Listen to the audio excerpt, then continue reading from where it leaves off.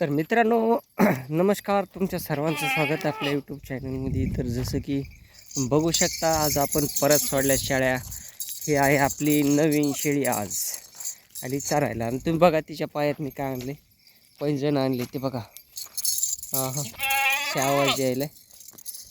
हां, ते छान वाटायला लागलेत पैंजण ना. ही शेळी आणि आता आपण सोडल्यात, आल्यात चारायला. आता हे आपलं डेली रुटीन झालं. आता ही नदी मी रानात नेतानी आणतानी काय करतो, या नदीच्या कडीनंच कापसाच्या रानाकडे नेत असतो आणि येताना पण ह्याच वाटाने येत असतो.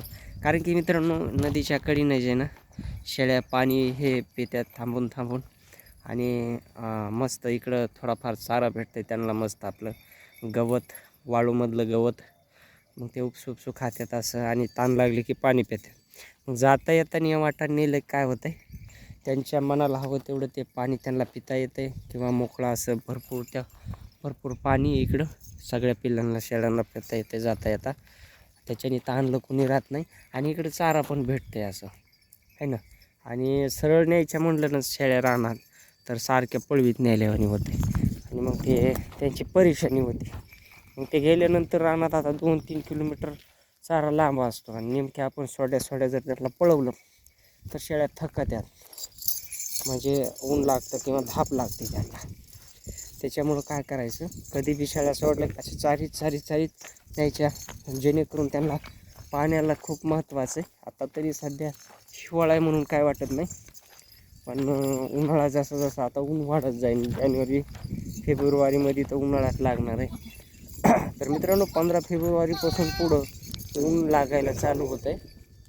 तिथून पुढं शेळ्याला खास पाण्याची गरज लागते, कारण दिवसातून 3-4 वेळेस त्यांना पाणी लागत आहे. ना आता एक टाईमला जरी पिले तरी त्या दुसऱ्या टायमाला पित नाही, तर असं सिच्युएशन आहे. आणि इकडं बघू शकता तुम्ही कसं काय. तर मित्रांनो, ही आपली नवीन शेळी, हे बघा अशी कोटा जातीची म्हणलो तुम्हाला मी. आणि ही पण आपल्या गावरान शेळ्यासारखे काही पण खाते, जसे काँग्रेस झालं ते बघा, गुडबाबळ झालं, बोर झाली, तर सगळे गवत ती पण खाते.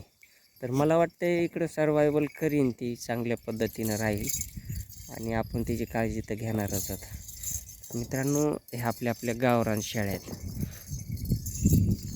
ही थोडी सवय लागूस तर काय करते, बाजूनं पळते, किंवा माणसं कुणी नवीन दिसले की त्यांच्या मागं पळते.